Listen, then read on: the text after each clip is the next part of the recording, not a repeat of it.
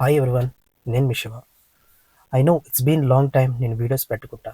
కాస్త వేరే పని నేను బిజీ అయిపోయాను. బట్ ఎనీహౌ ఇంక నుంచి నేను చాలా రెగ్యులర్గా వీడియోస్ పోస్ట్ చేయడానికి ట్రై చేస్తాను. So get back to the video.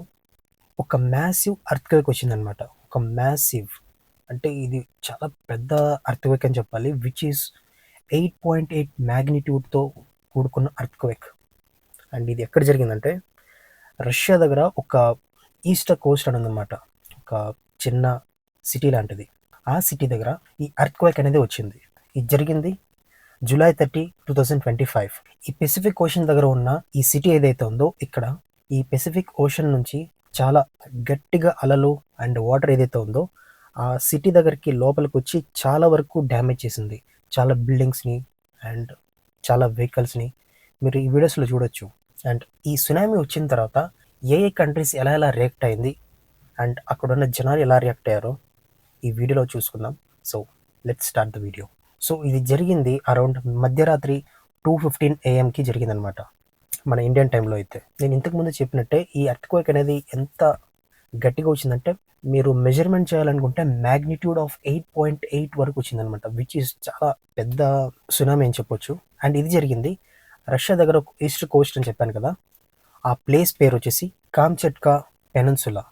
And ఈ అర్త్క్వేక్ అనేది ఏదో చిన్న అర్త్క్వేక్ కాదు, ఇది ఒక స్ట్రాంగెస్ట్ అర్త్క్వేక్ విచ్ ఈస్ వరల్డ్లో టాప్ 6 స్ట్రాంగెస్ట్ అర్త్క్వేక్లో ఇది కూడా ఒకటి. అండ్ ఈ పెసిఫిక్ ఓషన్ నుంచి ఎంత లోతు నుంచి ఈ సునామీ వచ్చిందంటే ఆల్మోస్ట్ 19 కిలోమీటర్ లోతు నుంచి ఆ ఓషన్ ఏదైతే ఉందో ఆ వాటర్ అనేది అంత లోతు నుంచి పైకి వచ్చి అక్కడ ఉన్న నియర్ బై సిటీ ఏదైతే ఉన్నానో కామ్చట్కా పెనన్సులా అని ఏదైతే ఊరుందో ఆ ప్లేస్ మొత్తాన్ని డిస్ట్రాయ్ చేసిందనమాట.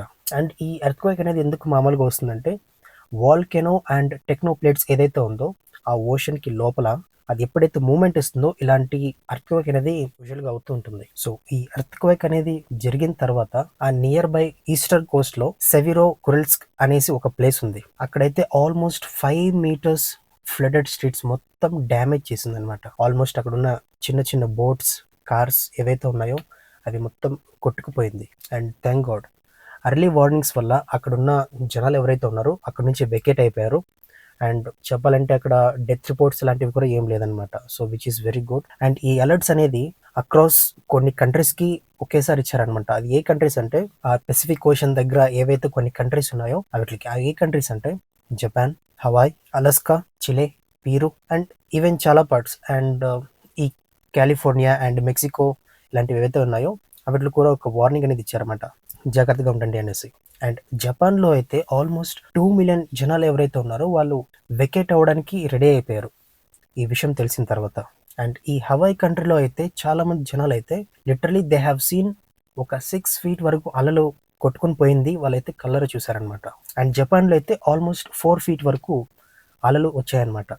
అండ్ సౌత్ అమెరికాలో చిలే, పేరు అండ్ ఇవే ఏదైతే ఉన్నాయో అది 3 meters హై వరకు అలలు అనేది అక్కడ వచ్చింది. అండ్ దీనిపైన అక్కడున్న గవర్నమెంట్ ఎలా రియాక్ట్ అయిందంటే మెయిన్లీ రష్యా గవర్నమెంట్ ఒక ఎమర్జెన్సీని డిక్లేర్ చేసింది. అక్కడ చుట్టుపక్కల ఉన్న కోస్టల్ ఏరియాస్ ఏదైతే ఉన్నాయో వాళ్ళకి వీలైనంత త్వరగా వేరే ప్లేసెస్కి వెకేట్ అవ్వమనేసి వాళ్ళకి అలర్ట్ అనేది ఇచ్చారు. దీంతో పాటే జపాన్ అండ్ యుఎస్ గవర్నమెంట్ ఏదైతే ఉందో వాళ్ళు కూడా ఇలాంటి ఫ్రీక్వెంట్ అప్డేట్స్ ఏదైనా ఉంటే, అలర్ట్స్ ఏమైనా ఉంటే మాకు చెప్పండి అనేసి చెప్పారు. అండ్ ఇది చాలా గ్రేట్ ఇట్లాంటి అలర్ట్స్ అని ఇచ్చినందుకు. సో దీనివల్ల ఏమవుతుందంటే అక్కడున్న జనాలు కూడా చాలా జల్దీ దీనిపైన రియాక్ట్ అయ్యి టైంకి రెస్పాండ్ అయ్యి వాళ్ళు జాగ్రత్తగా వేరే చోటికి వెకేట్ అయినందుకు ఇలాంటి డెత్ రిపోర్ట్స్ లాంటివి ఏం రాలేదు.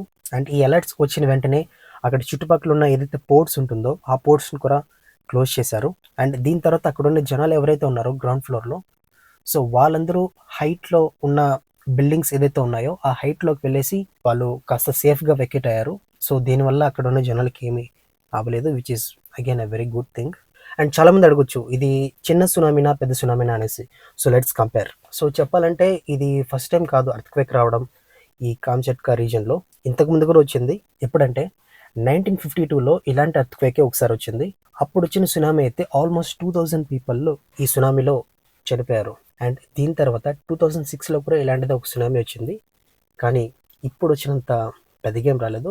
బట్ ఈసారి మోడర్న్ టెక్నాలజీ వల్ల అక్కడున్న చాలామంది జనాలకి అవేర్నెస్ వచ్చింది. అండ్ అక్కడున్న ఎన్విరాన్మెంట్ ఏదైతే డ్యామేజ్ ఉందో ఇంతకు ముందు కన్నా చాలా తక్కువ జరిగింది.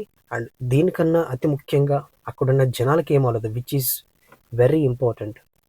అండ్ ఈ సునామీ వల్ల wildlife and environmental effect ఏం జరిగిందంటే, ఈ సునామీ అనేది జస్ట్ అక్కడున్న మనుషులకి ఎఫెక్ట్ చేయలేదు. చెప్పాలంటే అక్కడున్న నేచర్కి కూడా చాలా ఎఫెక్ట్ అయింది. పెసిఫిక్ ఓషన్లో ఏదైతే సీ లయన్స్ అంటారో అవైతే రష్యా ఐలాండ్స్లోని అండ్ ఈ సునామీ అలాగే ఆ ఏరియాస్కి వచ్చింది చూసారా, ఆ బిల్డింగ్స్ దగ్గర కార్ దగ్గర అక్కడ కూడా చాలా వరకు వచ్చేసాయి. అండ్ సైంటిఫికల్గా చెప్పాలంటే ఆ ఓషన్లో ఉన్న ఏదైతే ఈ మరీన్ లైఫ్స్ ఏదైతే ఉంటుందో అవి కూడా చాలా గందరగోళంగా అయ్యి చాలా డిస్టర్బ్ అయి ఉంటుంది. అండ్ ఇది కాకుండా ఈ రష్యా దగ్గర ఉన్న ఈ ప్లేస్ ఏదైతే ఉందో ఇది ఒక లాంగ్ టర్మ్లో ఎన్విరాన్మెంటల్ డ్యామేజ్ అనేది జరిగిందనమాట.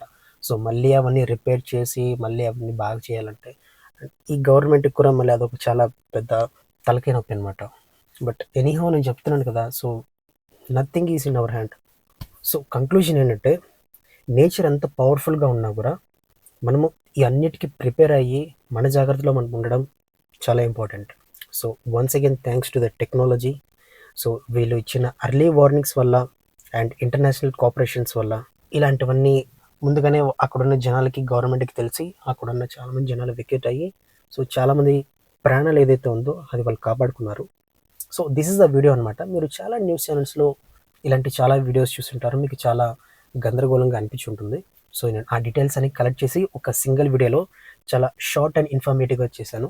సో ఈ వీడియో మీకు చాలా హెల్ప్ఫుల్గా అనిపించింది అండ్ ఇన్ఫర్మేటివ్గా అనిపించింది అంటే డెఫినెట్గా లైక్ చేయండి, ఎందుకంటే మీరు చేసే ఒక లైక్ నాకు చాలా ఇంపార్టెంట్. అండ్ మీ ఒపీనియన్స్ కూడా కమెంట్ చేయండి. అండ్ ఇంకెవరైనా ఈ వీడియో గురించి తెలుసుకోవాలి, ఈ ఇష్యూ గురించి తెలుసుకోవాలనుకుంటే ఈ వీడియో అనేది డెఫినెట్గా షేర్ చేయండి. అండ్ ఎవరైతే సబ్స్క్రైబ్ చేసుకోలేదో సబ్స్క్రైబ్ చేసుకోండి. And thank you for watching. Bye bye.